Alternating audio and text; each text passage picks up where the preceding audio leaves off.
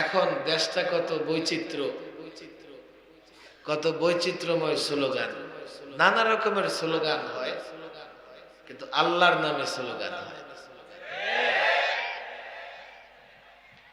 বিশেষ করে আমাদের যুবক, তারা আল্লাহর নামে স্লোগান দিতে লজ্জা পায়। Thank you, bye bye, good bye, নানা রকমের শব্দ উচ্চারণ করতে লজ্জা পায় না। আলহামদুলিল্লাহ, সুবহানাল্লাহ, আল্লাহু আকবার, লা হাওলা ওয়ালা কুওয়াতা ইল্লা বিল্লাহ, এই শব্দগুলো আমাদের যুবকদের মুখে শোনা যায় না। কথা ঠিক না বেঠিক?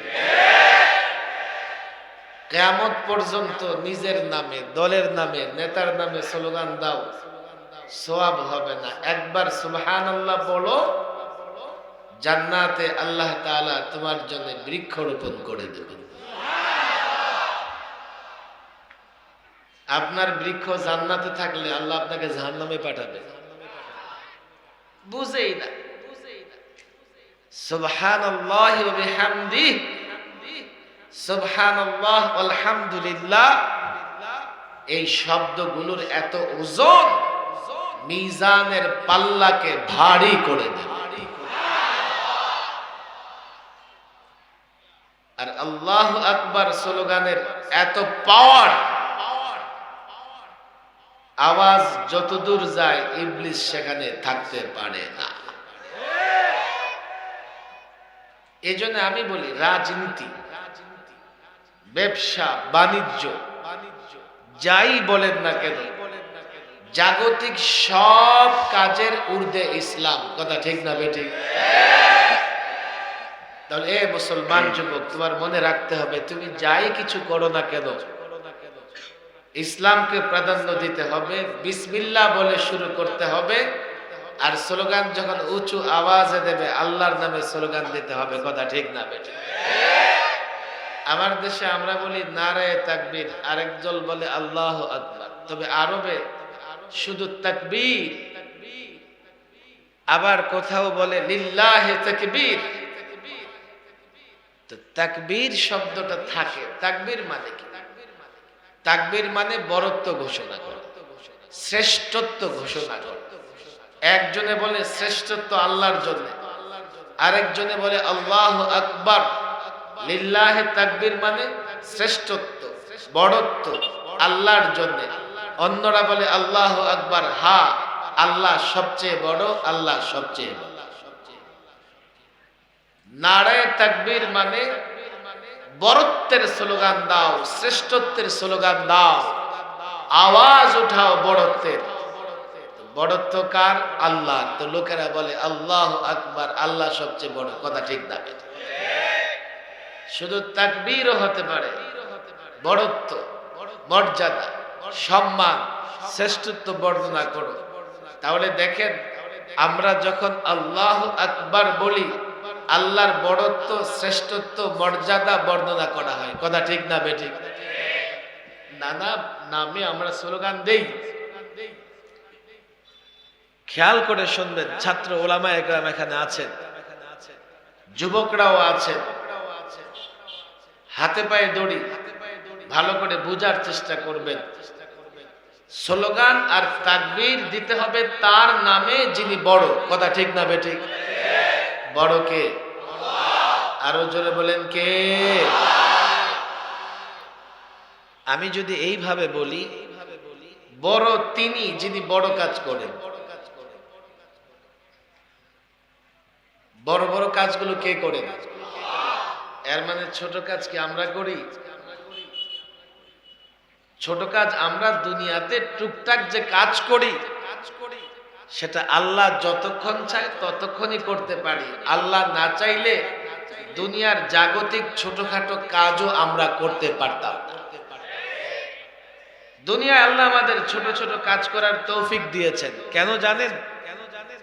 যাতে ভালো কাজ করলে আপনি পুরস্কৃত হবেন, আর মন্দ কাজ করলে আল্লাহ সাজা দেবেন। যদি কাজ করার তৌফিকই না দিত, তাহলে ভালো মন্দ কাজের কোনো বিচার হতো না। দুটো কাজই আপনার সামনে আছে, চাইলে ভালো করতে পারবেন, মসজিদে যেতে পারবেন, আবার চাইলে সিনেমা হলেও যেতে পারবেন। আল্লাহ দুটো রাস্তা ওপেন করেছেন, বলেও দিয়েছেন এই পথে চলবে, এটা শয়তানের পথ, আমি মাওলা নারাজ হয়ে যাব, তোমাকে শাস্তি দেব। এটা আমার পথ, আমার পথে চলবা, আমি আল্লাহ সন্তুষ্ট হব, তোমাকে পুরস্কৃত করব। জাগতিক কিছু কাজের সুযোগ আমাদের আছে, ছোটখাটো কাজের, কিন্তু বড় বড় কাজগুলো সরাসরি কে করেছেন? সবচাইতে বড় সৃষ্টি হলো আসমান। আসমানের চাইতে বড় সৃষ্টি নাই। এই আসমান কে সৃষ্টি করেছে? আওয়াজ করে বলেন কে? এই জমিন কে সৃষ্টি করেছে? একবার খেয়াল করে দেখেন, আমরা তো মনে করতাম যে জমিন নিচে মাটি আছে, মাটির উপরে আমরা দাঁড়ায় আছি, মাটির নিচে কি আছে? খালি শূন্য। আসমান খুঁটি নাই, জমিন তারও খুঁটি নাই, মহাশূন্যে পৃথিবী ঘুরতেছে। বিজ্ঞান তো এই কথাই বলে, কথা ঠিক না বে ঠিক? আচ্ছা বলেন দেখি, 600 কোটি মানুষ, হাজারো লাখো পাহাড়, নদ নদী, খাল বিল, কোটি কোটি বিল্ডিং, সব কিছু সহ পৃথিবীটার নিচে পড়ে যায় না। এই পৃথিবীকে ধরে রেখেছেন কে? কিছুদিন আগেও এই কথা বললে আপনাদের বুঝাইতে পারতাম না। কোরআনে কারীম 1500 বছর আগে এই কথা বলে দিয়েছেন, আল্লাহ এই পৃথিবীকে ধরে রেখেছেন, না হয় এই পৃথিবীটা এইভাবে স্থির থাকতে পারত না। বড়ত্ব তার যিনি বড় কাজ করেন। আমাদের সৃষ্টি করেছেন কে? ছোট কাজ না বড় কাজ? আমরা মরবো, চলে যাব কার কাছে? আপনাদের কষ্ট হচ্ছে? আরো আধা ঘন্টা বসবেন না? আধা ঘন্টা বেশি হয়ে যায়, 5 মিনিট কমাই দেব। 2 ঘন্টার পার্টি আছে, একটু তাজা হয়ে বসতে হবে। আমি যে কথাগুলো বলতেছি আপনারা মনে করবেন হালকা হালকা না। বড়ত্ব তার যিনি বড় কাজ করেন। আমরা মৃত্যুর পরে আমাদের হিসাব নিকাশ নেবেন কে? একটু কল্পনা করে দেখেন, পৃথিবীর শুরু থেকে শেষ পর্যন্ত এখনই 600 কোটি মানুষ, শুরু থেকে শেষ পর্যন্ত কত মানুষ হবে? মানুষ তার চাইতেও জিন্নাত বেশি, কথা ঠিক না বেঠিক?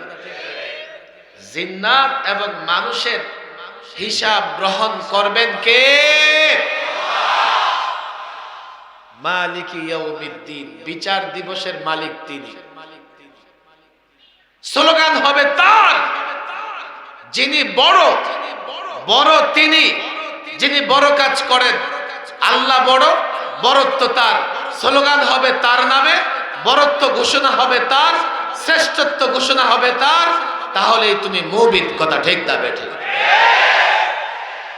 নারায়ে তাকবীর। এলাকার মানুষের গলা ঠিক হলো,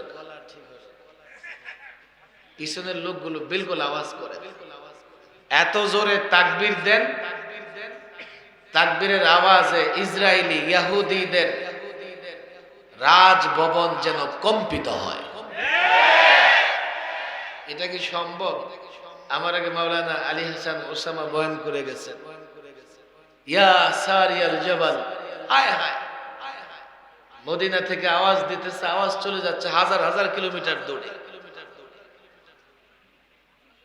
তাকবীর যদি আল্লাহর নামে হয়, এই তাকবীরের পাওয়ার এমন, ইহুদি, নাসারা, মুশরিক, পত্তলিক, মিস্টার ইবলিস তাকবীরের আওয়াজ শুনলে তাদের অন্তর কেঁপে ওঠে।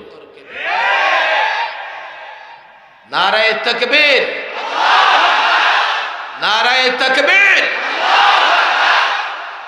জোশ আছে খালি অন্য জায়গায় স্লোগান দিতে গেলে, মাহফিলে স্লোগান দিতে যুবকরা লজ্জা পায়। আমি অনেক জায়গায় দেখছি, হুজুর একটু মোল্লা মোল্লা লাগে, আল্লাহু আকবার বলে, নাউজুবিল্লাহ বলে, কথায় কথা আলহামদুলিল্লাহ, জাযাকাল্লাহ এগুলো বলতে চায়। আবার একদল তো আছে নাস্তিক মুরতাদ, ওরা জঙ্গিবাদ ঠিক করে। কি যার মধ্যে এই আলামত গুলো আছে সে জঙ্গি। কথা খেয়াল করবেন, কি আলামত? দেখা হলে যদি সালাম দেয় তো বুঝবা জঙ্গি। এমন একটা বিজ্ঞাপন একবার পত্রিকায় ছাপা হয়েছে, যদিও পরে আর কেউ স্বীকার করে না যে কে বিজ্ঞাপনটা দিছে, কেউ স্বীকার করে না। জানে দল ভিন্ন হতে পারে, মত ভিন্ন হতে পারে, সালাম দিলে জঙ্গি এ কথা বললে জোতা একটাও নিচে পড়বে না। সালাম দেওয়ার সুন্নাহ। সালাম মানে কি? আসসালামু আলাইকুম, তোমার উপর শান্তি বর্ষিত হোক। আমি দোয়া করলাম শান্তি বর্ষিত হোক। আর ওরা ক্যারেক্টারিস্ট, ক্যারেক্টার ঠিক করেছে, সালাম দিলে নাকি আরো কিছু আলামত যখন দেখবা, জিজ্ঞেস করলে কেমন আছো, তো বলবে আলহামদুলিল্লাহ। এই জঙ্গি। নাউজুবিল্লাহ বলবেন না। কোন কাজ করে দিয়েছো তো সে বলবে জাযাকাল্লাহ, করে জঙ্গির আলামত। কথা ঠিক না বেঠিক? সুবহানাল্লাহ, আলহামদুলিল্লাহ।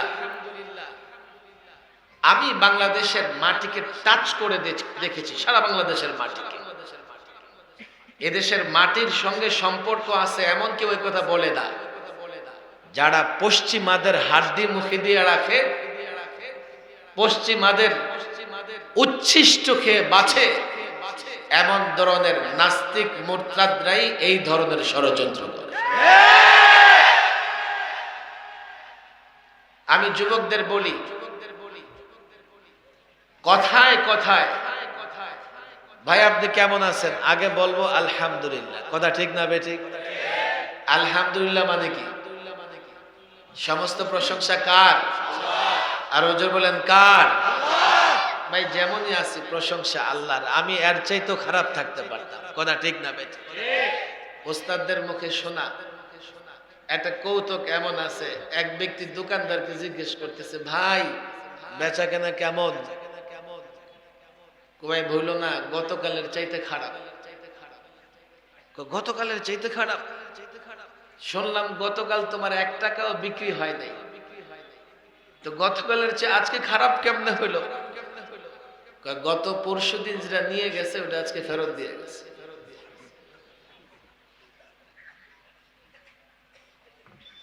মানুষকে আল্লাহ কি অবস্থায় রাখতে পারেন নিজেরটা বুঝে না, অন্যের দুঃখ কষ্ট দেখলে ঠিকই বুঝে। এই জন্য কেউ জিজ্ঞেস করলে ভাই কেমন আছেন, কি বলবেন? এত দুর্বল কেন? বলেন আলহামদুলিল্লাহ। আওয়াজ করে আলহামদুলিল্লাহ। সাধারণত আশ্চর্যজনক জিনিস দেখলে মানুষ ওয়া ওয়া করে ওঠে, করে কি করে না? আবার গ্রাম দেশের একটা কথা বলে, বাংলা কুত্তা ইংরেজিতে খেক খেক করে। ওয়া ওয়া কি? জিনিস যখন আশ্চর্যজনক হবে, এটা সৃষ্টি কার? আল্লাহ। সুবহানাল্লাহ। কি বলবো? কত বড় জিনিস দেখলে এই জিনিসটা বড়, তো তোমার মনে হইতে পারে হ্যাঁ কত বড়, তখন মনে করতে হবে আল্লাহ এর চাইতেও বড়। কথা ঠিক না বেঠিক? তাহলে কি বলবো? আল্লাহু আকবার। কি বলবো? আওয়াজ করে কি বলবো? বিষণ্ণ মন, ভালো লাগে না, টেনশন, পেরেশান। আল্লাহু আকবার। হাজারো বুজুর্গের তাজরিবা, লা হাওলা ওয়ালা কুওয়াতা ইল্লা বিল্লাহ। কাজেও মন বসবে, পেরেশানিও দূর হয়ে যাবে। কাজেও মন বসবে, পেরেশানিও দূর হয়ে যাবে। কথা আজকে সেটা না। কথা হলো মুসলমানদের তাকবীর কি? বলেন তাকবীর কি? নতুন কথা না। ১৫০০ বছর ধরে উহুদের ময়দানে মুসলমানরা পরাজয় বরণ করল। রাসূল করিম সাল্লাল্লাহু আলাইহি ওয়াসাল্লাম সাহাবায়ে কেরামের উপরে সাহারা নিয়ে ভর করে একটা পাহাড়ে গিয়ে আশ্রয় দিলেন। কাফের লিডার মুসলমান হন নাই তখনও আবু সুফিয়ান ময়দানে নেমে চিৎকার করতেছে। কি চিৎকার করতেছে? এই তোমাদের মধ্যে মুহাম্মদ বেঁচে আছে কি? রাসূল বললেন উত্তর দিও না, তাকে তার কথা বলতে দাও। একটু পরে বলে, এই তোমাদের মধ্যে ইবনে আবি কুহাফা আবু বকর বেঁচে আছে কি? রাসূল বললেন উত্তর দিও না। এরপরে সে বলল, তোমাদের মধ্যে ইবনুল খাত্তাব ওমর বেঁচে আছে কি? রাসূল বললেন উত্তর দিও না। আবু সুফিয়ান চিৎকার করে বলতে লাগলেন, সব হত্যা করে ফেলেছি, সব ধ্বংস হয়ে গেছে। ওমর বললেন, আমি আর ঠিক থাকতে পারলাম না, আমি ডেকে বললাম, ওরে আল্লাহর দুশমন, ওরে আল্লাহর দুশমন, সবাই তোদের ধ্বংস করবার জন্যে বেঁচে আছে। এবার আবু সুফিয়ান স্লোগান ধরলেন। কি স্লোগান জানেন? ওলো হবল, ওলো হবল, হবলের জয়। হবল তাদের ওই মূর্তি, তারা যেই মূর্তির পূজা করত। এবার রাসূল বললেন, তোমাদের কি হলো? তোমরা জবাব দিচ্ছ না কেন? সাহাবায়ে কেরাম বললেন, বুখারী শরীফের হাদিস, বুখারী তুমি মুসলমান পড়ো, খুলে দেখো, বুখারীর বর্ণনা এসছে। রাসূল বললেন, উত্তর দাও না কেন? সাহাবায়ে কেরাম বললেন, কি উত্তর দেব? বলো, আল্লাহু আ'লা ওয়া আজাল, আল্লাহ বড়, আল্লাহ শ্রেষ্ঠ। আবু সুফিয়ান হযরত ওমরের স্লোগান শুনে আবার স্লোগান দিল, ইন্না লানাল উজ্জা ওয়ালা উজ্জা লাকুম, আমাদের উজ্জা আছে, উজ্জা তাদের ওই মূর্তি, তারা যেই মূর্তির গোলামি করত, পূজা করত। তারা বলে আমাদের মূর্তি আছে। হে মুসলমান, তোমাদের মূর্তি নাই। রাসূল কি বললেন, কি হলো? উত্তর দাও না কেন? সাহাবায়ে কেরাম বললেন, ইয়া রাসূলুল্লাহ, কি উত্তর দেব? রাসূল বললেন, বলো, আল্লাহু মাওলানা ওয়ালা মাওলা লাকুম, আল্লাহ আমাদের বলি, আল্লাহ আমাদের অভিভাবক, তোমাদের অভিভাবক নাই, তোমাদের ওলি নাই। মূর্তি মানুষের অভিভাবক হতে পারে না, মূর্তি মানুষের খোদা স্রষ্টা হতে পারে না। স্রষ্টা এক আল্লাহ। ১৫০০ বছর ধরে একদিকে ঈমান, আরেকদিকে কুফর, একদিকে মুমিন, আরেকদিকে কাফের, একদিকে মুশরিক, আরেকদিকে মুসলিম। আল্লাহর কসম, মুসলমানের স্লোগান আল্লাহু আকবার, মুসলমানের জিকির আল্লাহু আকবার। কাফের দুনিয়ার বিরুদ্ধে লড়াইয়ের ময়দানে নেমে যখনই মুসলমান আল্লাহু আকবার বলে স্লোগান দিয়েছে, আল্লাহর কসম, লক্ষ কাফেরের বাহিনী মুসলমানদের ভয়ে ময়দান ছেড়ে যেতে বাধ্য হয়েছে।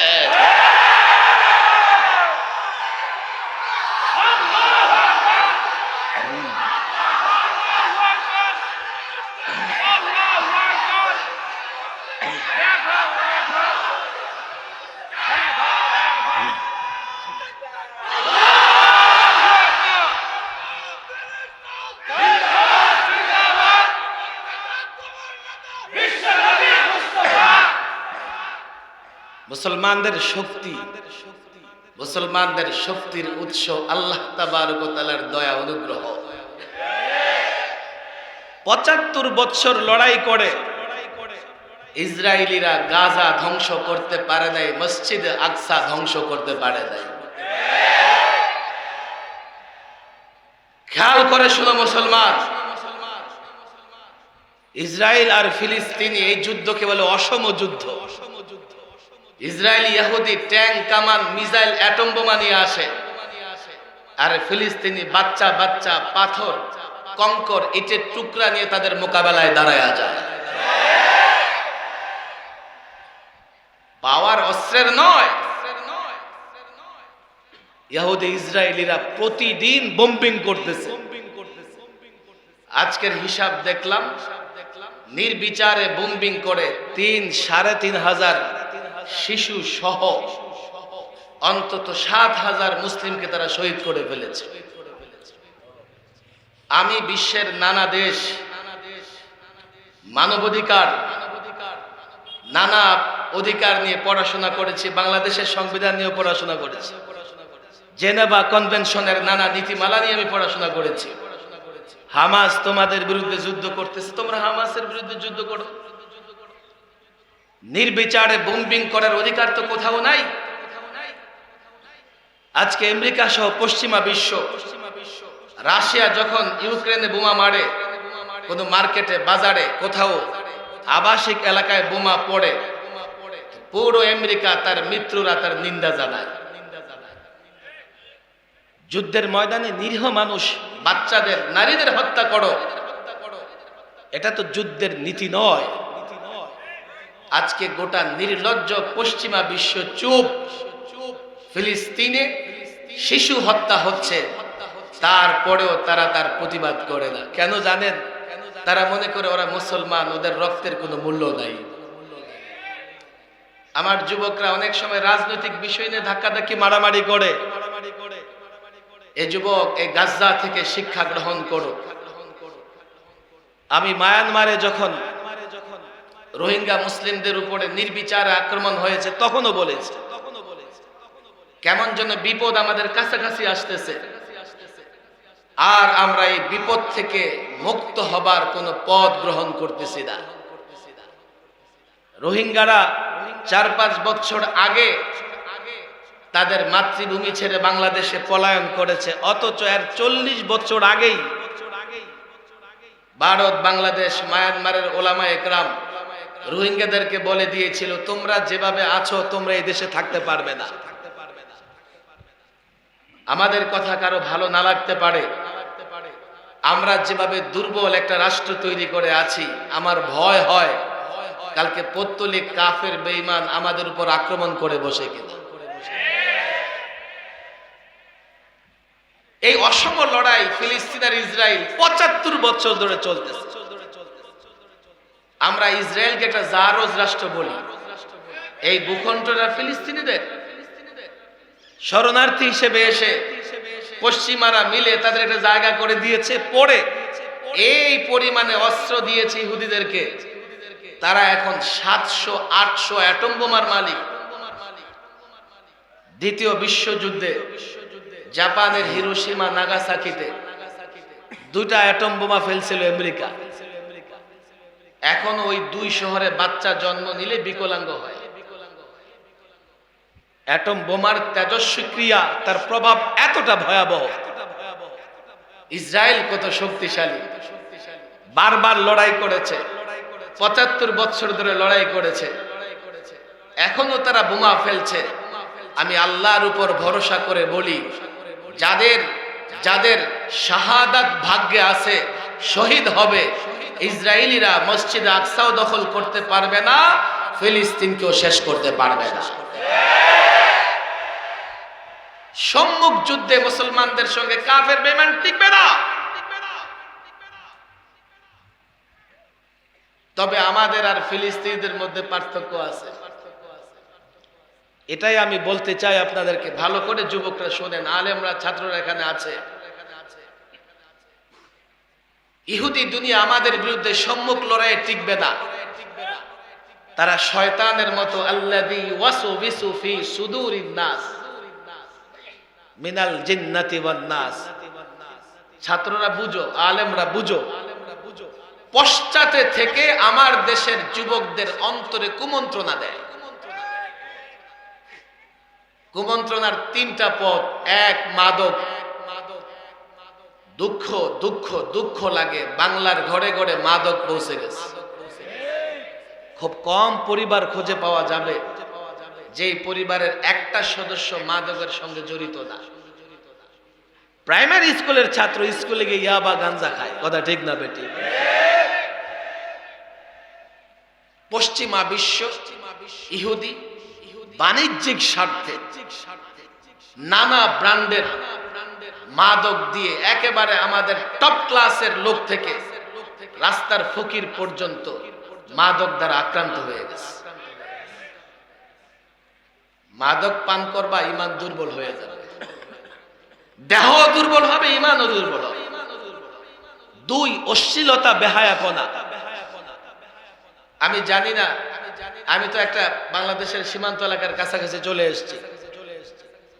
অবশ্যই এখন পৃথিবীটা হাতের মুঠোয়, আমরা ঘরে বসে গোটা পৃথিবীর খবর নিতে পারি, কথা ঠিক না বেটি? এখন আর গ্রাম কোনটা শহর এটা বিবেচ্য নয়। হাতে একটা মোবাইল আছে, স্মার্টফোন আছে, অ্যান্ড্রয়েড ফোন আছে, তো ঘরে বসে গোটা পৃথিবীর সবার বক্তৃতাও শোনা যায়, গোটা পৃথিবীর সব ধরনের খোঁজ খবর নেওয়া যায়। অশ্লীলতা, বেহায়াপনা ঈমানও ধ্বংস করে দেয়। আল্লাহ মাফ করুন, সামাজিক বিশৃঙ্খলা সৃষ্টি করে। আমার দেশে অশ্লীলতা বেহায়াপনা এত সহজ, হাতে মোবাইল থাকলে শুধু ওয়াজ শোনা যায় এমন না, যত অশ্লীল সিনেমা নাটক আছে সব দেখা যায়। দুবাই একটা উন্নত রাষ্ট্র, আমি নিজে দুবাই, সৌদি আরবিয়া, মধ্যপ্রাচ্যের অনেক দেশে সফর করে দেখেছি। আপনি কোন অশ্লীল সাইটে ঢোকার চেষ্টা করবেন, সঙ্গে সঙ্গে আরবিতে লেখা আসবে হাদা মামনুউন ফিল ইমারা, হাদা মামনুউন ফিস সউদিয়া। এই তুমি কোন সাইটে ঢুকতে চাও? এটা তো অশ্লীল নেট, তুমি ঢুকতে পারবে না, এই সাইটগুলোতে ঢুকা আমার দেশে নিষিদ্ধ। অবাক করা কাণ্ড, এত উন্নত রাষ্ট্র, পৃথিবীর সব দেশ থেকে লোকজন এখানে আসে। আমার দেশে আসো ঠিক আছে, কিন্তু এই দেশকে গুনাহ করে দেশে আল্লাহর গজব ডেকে আনতে পারবে না। বাংলাদেশ এমন একটা দেশ, একাধিকবার প্রস্তাব করেছি, বক্তৃতায় বলেছি, বিশ্বের যত অশ্লীল আর বেহায়াপনা আছে এগুলো যেন আমাদের যুবকদের চরিত্র নষ্ট না করতে পারে। আমরা যুবকদের অনেক সমালোচনা করি, যুবক খারাপ, এই খারাপ, এই খারাপ, অনেক বলি। আমার এক ওস্তাদ বলতেন, হ্যাঁ এই উপদেশটা বড় সস্তা, অমুকে খারাপ হয়ে গেছে, অমুকের চরিত্র নষ্ট হয়ে গেছে, বড় সহজে বলা যায়। কেন চরিত্র নষ্ট হলো? একজন মানুষকে ধাক্কা দিয়ে পানিতে ফেলে দিবা আর বলবা খবরদার তোমার কাপড় যেন না ভিজে। 24 ঘন্টা থাকবে অশ্লীলতা বেহায়াপনার মধ্যে, আর আমি তারে বলবো খবরদার তোমার চরিত্র যেন নষ্ট না হয়।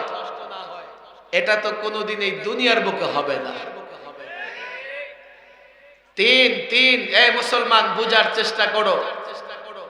এখন ওয়ার্ল্ড কাপ ক্রিকেট চলতেছে, বাংলাদেশ এবারও চ্যাম্পিয়ন হয়ে যাবে, হবে না? 25 বছরে 2 বার তো হয়েছে, একবারও না। আপনারা খেলার খবর রাখেন না। 25 বছর খেলে 2 বারও চ্যাম্পিয়ন হয় নাই। রানার্স আপ তো ঠিকই, রানার্স আপ হয় নাই না 3 নাম্বার তো হবে। বাঙালি যে ঘাড় মোটা, ধাক্কায় 3 নাম্বার হয়ে যায়। 3 নাম্বার হয় নাই, 4 নাম্বার তো 100%। 4 নাম্বারও না। আরে ভাই 1000 কোটি টাকা খরচ করে 3 নাম্বার 4 নাম্বারও হইতে পারলা না। আমার কওমি মাদ্রাসার একজন ছাত্র, যার পেছনে সরকারের 10 টাকা বাজেট নাই, 132টা রাষ্ট্রকে পরাজিত করে চ্যাম্পিয়ন হয়ে এসেছে। দেশের মান যদি চ্যাম্পিয়ন হলে হয় 32টা রাষ্ট্র, 132টা রাষ্ট্র, কেউ চ্যাম্পিয়ন হয়, কেউ রানার্স আপ হয়, কেউ তৃতীয় হয়, খালি হাতে বাংলাদেশে আসে না।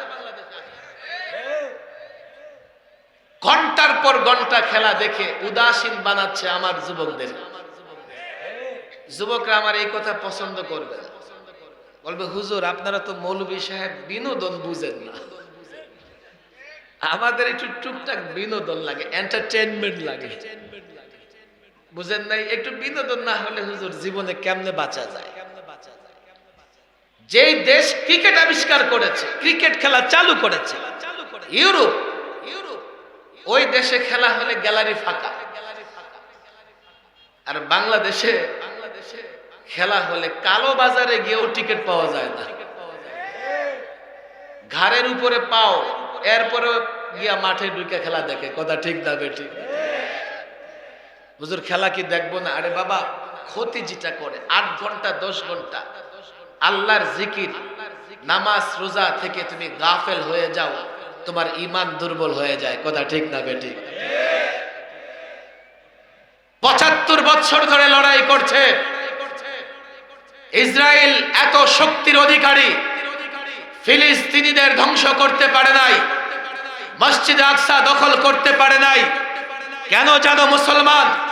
দেখো ফিলিস্তিনিরা মাদক থেকে দূরে, দেখো অশ্লীলতা বেহায়াপনা তাদের দেশে নাই, তারা মসজিদকে ভালোবাসে, ক্রিকেট ফুটবল নিয়ে পড়ে থাকে না, তাদের জীবন চরিত্র পড়ো, ইতিহাস দেখো, তারা মসজিদে আকসায় নামাজ পড়তে চায়, তারাবি পড়তে চায়, ধাক্কা দিয়ে বের করে দেয়, তারা বের হয় না, টেনে হেঁচড়ে বের করবার চেষ্টা করে, মসজিদ ছাড়ে না।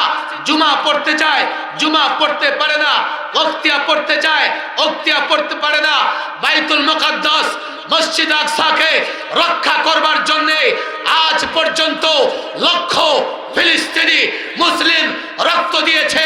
মসজিদের ভালোবাসা আছে, ইসরায়েল তাদের খতম করতে পারে নাই।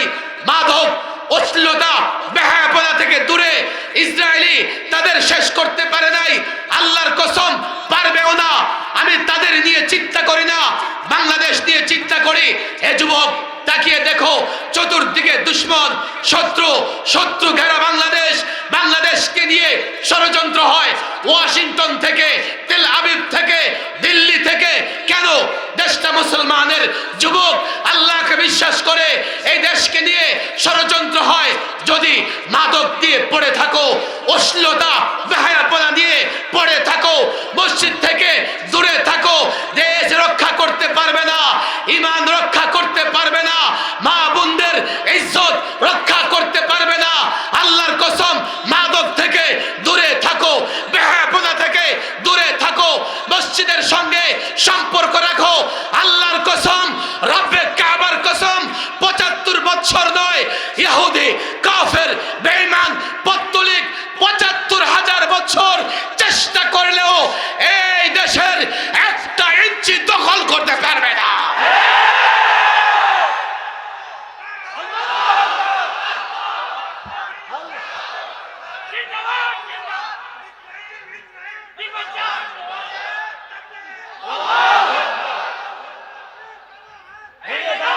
ওয়াদা করো যুবক।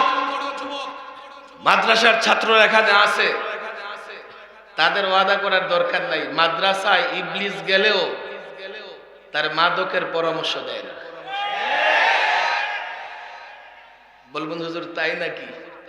কারণ মিস্টার ইবলিস মনে করে যে এখানে আমার মেহনত নষ্ট হবে। মাদ্রাসার ছাত্ররা গিয়ে যদি বলে একটু ইয়াবা খাও, উল্টা আমার জুতা মারবে। বরং মাদ্রাসার ছাত্রদের পরামর্শ দেয় বেশি বেশি নফল নামাজ। কথা ঠিক না বেঠিক? কেন নফল নামাজ পড়ার পরামর্শ দেয়? বেশি বেশি নফল নামাজ পড়ায় তার কিতাব পড়া থেকে দূরে রাখবে। এমনি আলেমের ঘুম সাধারণ মানুষের ইবাদত না। এলেম যদি না থাকে, কোন ইবাদত সঠিক পথে থাকবে না। এই জন্য এলেমের গুরুত্ব সবচাইতে বেশি। মাদ্রাসার ছাত্রের কানে কানে গিয়া মাগরিবের সময় বলে একটু ৬ রাকাত দাওয়াবিন পড়স না, সময় তো আছে। এই কথা বলবে না যে একটু গাঞ্জা ইয়াবা খা। স্কুল, কলেজ, ইউনিভার্সিটির ছেলেদের আমি বলবো মাদক থেকে সরে আসো। আমি একাধিক গার্জিয়ান থেকে অভিযোগ শুনেছি যে হুজুর, আমার সন্তানটা কলিজার টুকরা সন্তান নষ্ট হয়ে গেল, আপনি একটু দোয়া করে দেন। আমি বলি দোয়া তো করি, কিন্তু সন্তান সে পথে গেল কিভাবে? বলে হুজুর ৬-৭ বছর হয়েছে, বন্ধু বান্ধবের সঙ্গে মিশতেছে, আমরা আর তো এটা চিন্তা করি নাই। মিশতে মিশতে খারাপ ছেলেদের সঙ্গে মিশে গেছে, এখন মাদকে মুখ দিয়ে বসছে। অশ্লীলতা, বেহায়াপনা, অবৈধ প্রেম ভালোবাসা একটা ছেলে, একটা পরিবারে কিংবা একটা মেয়ে অশ্লীল প্রেম, অবৈধ প্রেম ভালোবাসায় জড়ায় গেলে এই পরিবারে আর শান্তি থাকে না। আমি ঢাকার এক ঐতিহ্যবাহী মসজিদে জুমা পড়াই। পুরান ঢাকার নানা দিক থেকে মুসল্লিরা আমার কাছে আসে, যুবক আসে, যুবক এসে চোখের পানি ছেড়ে দেয় যে হুজুর স্ত্রী আর রাখতে পারবো না, এই আমার সন্তান দেখেন। কেন রে? হুজুর সংসার করে আমার, আবার সম্পর্ক রাখে আরেক যুবকের সঙ্গে। মুসলমান পরিবারগুলোকে ধ্বংস করে দিতে চায়। এই জন্য আমি যুবকদের, স্কুল, কলেজ, ইউনিভার্সিটির ছেলেদের আমি বলি, দেখো হাতে পায়ে ধরে বলে যাই, তোমার কেরিয়ার, বাংলাদেশের বাস্তবতা সব মিলিয়ে যদি মাদক আর অশ্লীলতা থেকে দূরে থেকে মসজিদের সঙ্গে সম্পর্ক না করতে পারো, নিজের ইজ্জত, পরিবারের ইজ্জত, রাষ্ট্রের সুরক্ষা, ইমানের সুরক্ষা কোনোটাই রাখতে পারবে না। কথা ঠিক না বেঠিক? এই কথাগুলো বলা আমাদের দায়িত্ব। আপনারা মনোক্ষুণ্ণ হবেন না। মাহফিলে নানা রকমের লোক থাকে, নানা দলের লোক থাকে। আমাদেরকে নিয়ে অনেকে আবার নানা রকমের মন্তব্য করে। ভাইরে, ইমাম সাহেব যখন নামাজে দাঁড়ায়, এমন হয় কি, আনা ইমামুল লিমান হাবারা ওমা ইয়াহদুরুন ইল্লা অমুক দল। সাধারণ মানুষ বুঝে নাই। ইমাম সাহেব যখন ইমামতির নিয়ত করেন, নিয়ত করতে গিয়ে কি এই কথা বলেন যে আমি ইমাম, তবে ওই দলের লোক ছাড়া তোমরা যারা ওই দলের লোক আছো আমারে বড় কষ্ট দিছো, তোমাদের ইমামতির নিয়ত আমি করবো না, যা এমনি দুই চারটা সেজদা দিয়ে যাও, নামাজ হবে না। এমন করে ইমাম সাহেব। নামাজ শেষ করে হাত উঠায়, রব্বানা আতিনা ফিদ দুনিয়া হাসানা। দেখেন আলেমদের উদারতা, দেখেন। 2.5 বছরের মতো সরকারি মেহমান ছিলাম। সরকারি লোকেরা যদি জানতো যে ওদের জন্য আমি কত দোয়া করছি, আমারে ওরাই ফুলের মালা আগে দিত। এক তো জানে না, আর দ্বিতীয়ত ওদের কাছে দোয়ার মূল্য নাই। ওরা মনে করে যে শক্তি আছে তো সব আছে। আলেম যখন হাত তুলে দোয়া করে, আল্লাহর কসম সমস্ত মুসলমানদের জন্য দোয়া করে।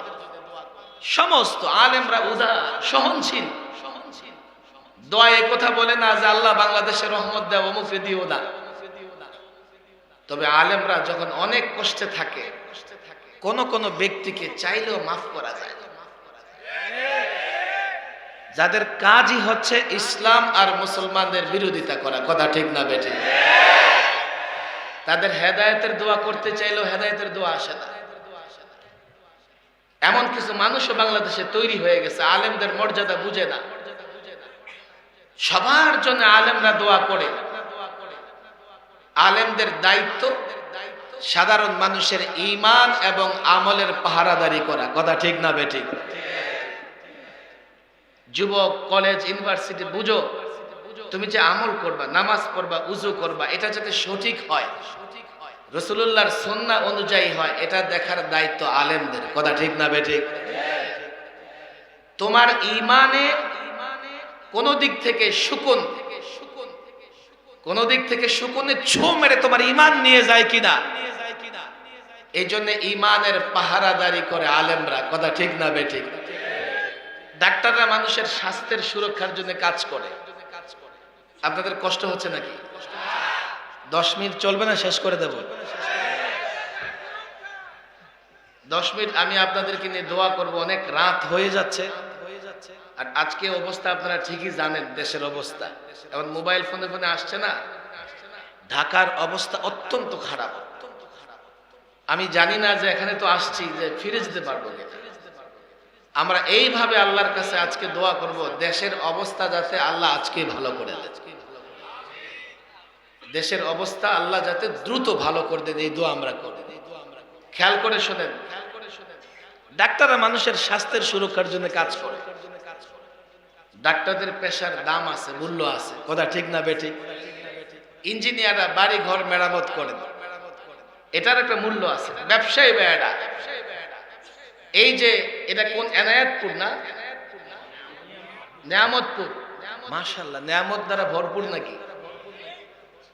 হ্যাঁ, এখানে তো কি আম যেন পাওয়া যায়, আমরুপালি। তো আল্লাহ পাকের বড় নিয়ামত। কথা ঠিক না বেঠিক? নিয়ামতের শুকরিয়া আদায় করেন তো। আরে শুকরিয়া আদায় করেন তো নিয়ামতের। আচ্ছা, ব্যবসায়ী ভাইদের অবদান আছে, এটা আপনারা বুঝেন কিনা? এই যে নিয়ামতপুরের বাজার থেকে একটা জিনিস কিনে আনেন, এটা কিন্তু এমনিতে আসে না। বাংলাদেশের কোথায় উৎপাদন হয়েছে, সেখান থেকে একজন ব্যবসায়ী ঢাকায় নিয়ে আসছে, ঢাকায় হোলসেল মার্কেটে, সেখান থেকে আরেক ব্যবসায়ী কিনে এনে নিয়ামতপুর বাজারে সুন্দর করে সাজিয়ে রেখেছে, আপনি সেখান থেকে কিনে আনেন। এই কাজটা ব্যবসায়ীরা করেছে। কথা ঠিক না বেঠিক? সেটা যদি বাইরের হয়, এক ব্যবসায়ী ইম্পোর্ট করবে, করে ঢাকায় হোলসেল মার্কেটে রাখবে, সেখান থেকে আবার কত রকমের সেলসুল হয়ে ঘুরে ফিরে নেয়ামতপুর মার্কেটে আসবে। এই কাজটা ব্যবসায়ীরা করে। ব্যবসায়ীদের কাজেরও মূল্য আছে, কথা ঠিক না বেঠিক? তবে ডাক্তার যদি ভেজাল হয়, সে ভেজাল। ইঞ্জিনিয়ার ভেজাল হলে, রডের বদলায় বাঁশ দিলে সে ভেজাল, ব্যবসায়ী সিন্ডিকেট করে পণ্যের দাম বাড়ালে সে ভেজাল। যেই হোক ভেজাল হতে পারে। আলেমরা কি কাজ করে? আলেমরা ইমানের পাহারাদারি করে, কথা ঠিক না বেঠিক? এটা সবচাইতে দামি কেন জানেন? একেবারে ছোট্ট নিবু নিবু ইমান নিয়ে কেউ যদি কবরে যায়, ভালো করে বুঝবেন, ভালো করে বুঝবেন, আল্লাহ আকবার, আল্লাহ চাইলে তার কবরের আযাব মাফ করে দিতে পারেন। হিসাব নিকাশ গুনাহ ছাড়া কিছুই না। জাহান্নামে পাঠাতে পারেন, মাফও করতে পারেন। যদি জাহান্নামেও যায়, যেহেতু ঈমান আছে, মান ক্বালা লা ইলাহা ইল্লাল্লাহ দাখালাল জান্নাহ, ঈমান যেহেতু আছে, এক সময় আল্লাহ তাকে জাহান্নাম থেকে বের করবে, বের করে জান্নাত দেবে। দুর্বল ঈমান, সর্বশেষ ঈমানদার এই ব্যক্তিটাও তার ঈমানের কারণে জান্নাত যা পাবে এই দুনিয়ার কমপক্ষে 10টার সমান। এই ঈমানের পাহারাদারি কে করে? আরে বলেন কে করে? আপনার কি অসুখ হয়েছে আপনি বুঝেন না, বুঝে কে? ডাক্তার। কোন দিক থেকে ঈমান ধ্বংস করা হচ্ছে আপনি তো গাফেল, ঘুমায়া বুঝেন না। আলেমরা ঠিকই বুঝে, কথা ঠিক না বেঠিক? অনেক দেরি হয়ে যাবে, আপনাদের কষ্ট হবে। ছোট্ট একটা কিচ্ছা বলবো নাকি? শুনবেন আপনারা? আল্লামা মুফতি আমিন রাহিমাহুল্লাহ একটা ঘটনা বলতেন। এক যুবক দুপুর বেলায় গাছের গোড়ায় শুয়ে আছে। প্রচন্ড রোদে গাছ থেকে সাপ নামছে, নাইমা গর্ত খুঁজতেছে। ওই যুবক গাছের গোড়ায় শুয়া শুয়া হা কইরা নাক ডেকে ঘুমাচ্ছে। সাপ মনে করলো আরে কত সুন্দর একটা গর্ত দেখা যায়, ঢুকলো এটাতে। দূর থেকে একজন সিপাহী সৈনিক, আরে আরে তার মুখে সাপ ঢুকতেছে, তার খবর নাই। দৌড়ে গিয়া সাপের লেজটায় ধরার চেষ্টা করছে, ধরতে পারে নাই, সাপ ঢুকে গেছে ভেতরে। কি করা দিছে, ওঠ ওঠ, কে আপনি জালেম? ওঠ বেটা আগে। উঠছে, কই দিছে এক মাইল, কই দৌড়া, দৌড়ে আর মারে মারে, হায় হায় সে চিল্লায়, আপনি এত বড় জালেম, আমাকে মারতেছেন। দৌড়াইতে দৌড়াইতে একেবারে নেয়ামতপুর বাজারে নিয়ে গেছে। গিয়ে দেখে এক লোক আপেল বিক্রি করতেছে, কই আপেল খা। মনে মনে ভাবে লোকটা যাই হোক দয়ালু, আপেল খাইতে বলতেছে, খা। খাইস, আরেকটা খা, খাইস আরেকটা, আর জায়গা নাই, কোন আরেকটা খা, কোন গলা পর্যন্ত আইসা গেছে, কই জিহ্বা পর্যন্ত খা, এবার পানি খা। আপেল জিহ্বা পর্যন্ত এসে গেছে, পানি খাবে কোথায়? কষ্ট করে একটু পানি খাইছে। মাইর, দৌড়ানি, ওভারলোড সব মিলে পেটে দিছে নাড়া, হইছে বমি, বমির সাথে সাপ বের হয়ে আসছে। এখন সিপাহীর পায়ে ধরে বলে আপনার বাপ লাগে, যদি না মারতেন না দৌড়াইতেন তো এই পেট থেকে সাপ বের হইত না। আলেমদের কথা ভালো লাগে না। আলেমরা দিনের সিপাহী, আল্লাহর সৈনিক, আল্লাহর পক্ষ থেকে তারা দায়িত্বপ্রাপ্ত, ওরা রাসূলুল্লাহর উত্তরাধিকারী। আলেমদের কাজ হচ্ছে যুবক তোমার ইমানের হেফাজত করা। তুমি জানো না একদিকে এনজিওরা তোমার ইমান কেড়ে নিচ্ছে, পত্তলিক তোমার ইমান কেড়ে নিচ্ছে, নাস্তিক মুরতাদ ইহুদি তোমার ইমান কেড়ে নিচ্ছে। তুমি জানো না আলেমদের বন্ধ বলো। আমরা যারা জাতীয়ভাবে কাজ করি, ও আলেম, স্থানীয় আলেম, ছাত্র, তোমরাও জানো আমরা কেন চিৎকার করি, আমরা কেন জোরে আওয়াজ কথা বলি। আল্লাহর কসম, আমি দেখি আমার যুবকের ইমান খেলায় ধ্বংস করে দেওয়া হচ্ছে। আমার যুবকের ইমান মাদক, অশ্লীলতা, বেহায়াপনা দিয়ে ধ্বংস করে দেওয়া হচ্ছে।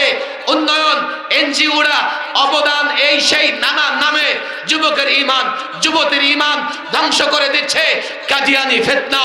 কাদিয়ানি ফিতনা আমার মুসলমানের ঈমান ধ্বংস করে দিচ্ছে। ভান্ডারি ভান্ডারি ভণ্ড বেদাতি মুশরিক আমার মুসলমানের ঈমান ধ্বংস করে দিচ্ছে।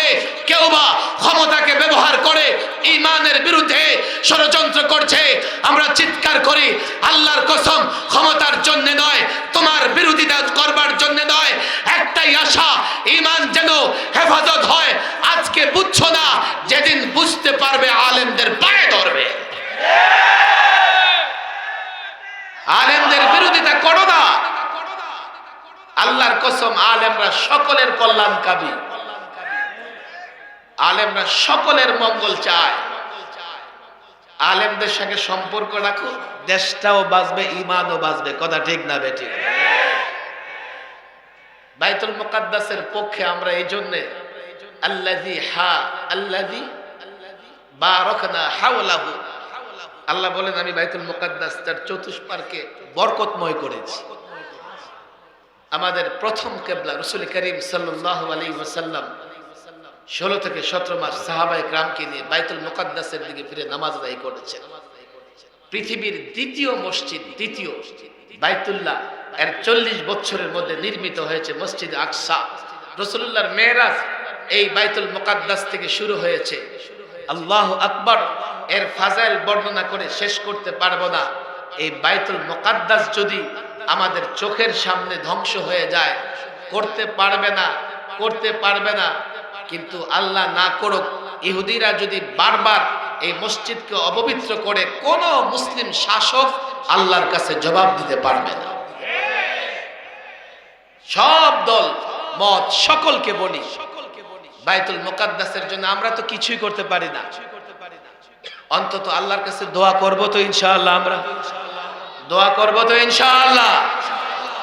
আর এই এরাদা রাখবো, যদি আল্লাহ কখনো লড়াইয়ের সুযোগ করে দেয়, সবার আগে আমি লড়াইয়ের ময়দানে নামব। মুসলমান কাপুরুষ নয়, মুসলমান মরলে হেরে যায় না, মরলে শহীদ হয়। আল্লাহ তাবারক ওয়া তাআলা এই বদরি কাফেলার উদ্যোগে দেশের একটা কঠিন অবস্থায়, আমি আপনাদের বুঝাতে পারবো না, গ্রামে থাকেন আপনারা বুঝেন না, একটা কঠিন অবস্থা, এত সুন্দর একটা মাহফিল, হাজারো এখানে মুসলমান এবং পর্দার আড়ালে অনেক মা বোনেরাও এসছেন। আমি শুনেছি অনেক মা বোনেরাও এখানে এসছেন। আমি আসলে তাড়াহুড়া করে কিছু কথা বললাম। আল্লাহ তাবারক ওয়া তাআলা বদরি কাফেলাকে কবুল আর মঞ্জুর করে নিন। যারা অনুদান দিয়েছেন, সহযোগিতা করেছেন, সকলকে কবুল করে নিন। সকলে দুরূদ শরীফ পড়ুন, দুরূদ শরীফ পড়ুন।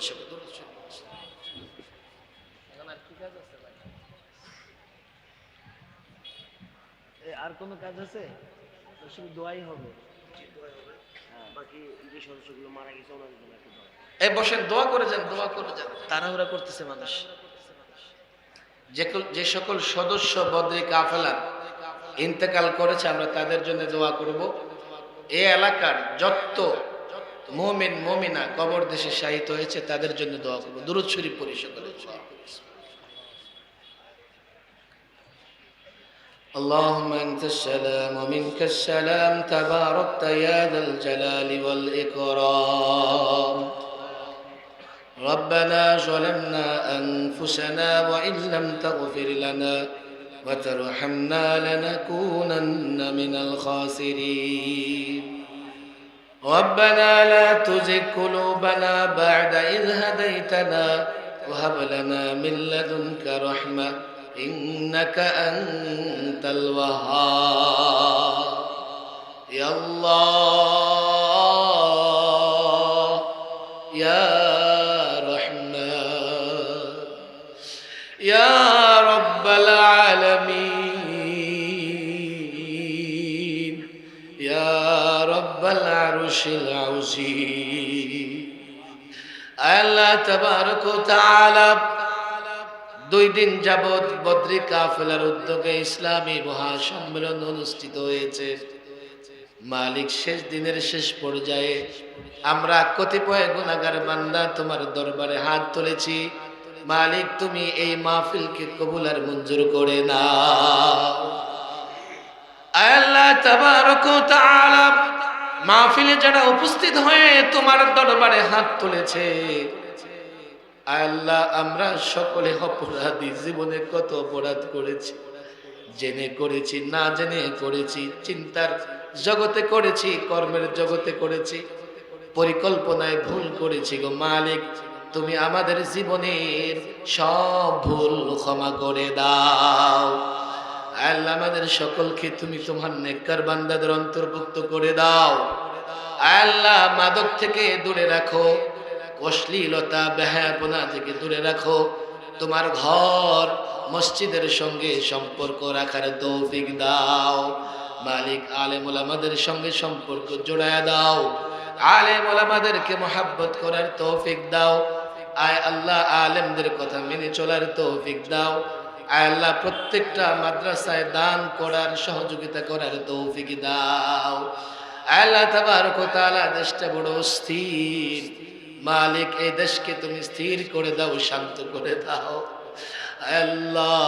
সমস্ত গন্ডগোল তুমি মিটায়া দাও, সমস্ত মুমিন মুসলমানকে ভাই ভাই হয়ে এক এবং নেক হয়ে থাকার তৌফিক দাও আল্লাহ। তাবারক ওয়া তাআলা এই সংগঠনের অনেক ব্যক্তি কবর দেশে শাহিদ হয়েছে মালিক, তাদের প্রত্যেকের কবরকে তুমি জান্নাতের বাগান বানায়া দাও আল্লাহ। আমরা যারা হাত তুলেছি জানি না কার বাবা অন্ধকার কবরে শুয়ে আছে, কার মা অন্ধকার কবরে শুয়ে আছে, কে আপন সন্তানকে মাটি চাপা দিয়ে তোমার দরবারে হাত তুলেছে আল্লাহ। যে তার বাবা মা ভাই বোন আত্মীয় স্বজন কবরে রেখে আল্লাহ শেষবারের মতো বিদায় জানিয়েছে, তাদের সকলের কবরগুলো তুমি জান্নাতের বাগান বানায়া দাও আল্লাহ। তাবারক ওয়া তাআলা এই সমাজের যুবকদেরকে তুমি পরিপূর্ণ হেদায়েত দাও আল্লাহ। মসজিদ মুখী করে দাও, মাদ্রাসা মুখী করে দাও আল্লাহ। মুসলমানদের প্রত্যেক ঘরে ঘরে তুমি শান্তি নাজিল করো, স্বামী স্ত্রীর মধ্যে মহাব্বত নাজিল করো, সন্তানদেরকে মা বাবার অনুগত বানাও, মা বাবাকে এমন বানিয়ে দাও যেন সন্তানদেরকে কোরআনে কারিমের তালিম দেয় আল্লাহ। তাবারক ওয়া তাআলা দেশটাকে হেফাজত করো, আমাদের সকলকে তুমি বালা মুসিবত থেকে হেফাজত করো, আমাদের সন্তানদেরকে মানুষের মতো মানুষ বানাও, দ্বীনের খাদেম বানাও, মুজাহিদ বানাও, দাঈ বানাও, মুআল্লিম বানাও আল্লাহ। তাবারক ওয়া তাআলা ব্যবসায়ী ভাইদের ব্যবসায় বরকত দান করো, আমাদের সকলকে হালাল রিজিকের ব্যবস্থা করে দাও, যারা পেরেশানিতে আছে পেরেশানি দূর করে দাও আল্লাহ। যারা অভাবে আছে অভাব মোচন করে দাও, যে সমস্ত যুবকরা বেকার তাদের জন্য ভালো কর্মসংস্থানের ব্যবস্থা করে দাও আল্লাহ। তাবারক ওয়া তাআলা মাহফিলে যারা দান করেছে সহযোগিতা করেছে প্রত্যেককে তুমি কবুল করে নাও, যারা মেহনত করতেছে বদরি কাফেলার প্রত্যেকটা সদস্যকে তুমি দ্বীনের জন্য কবুল করে নাও। ربنا آتنا في الدنيا حسنة وفي الآخرة حسنة وقنا عذاب النار سبحان ربك رب العزة عما يصفون وسلام على المرسلين والحمد لله رب العالمين.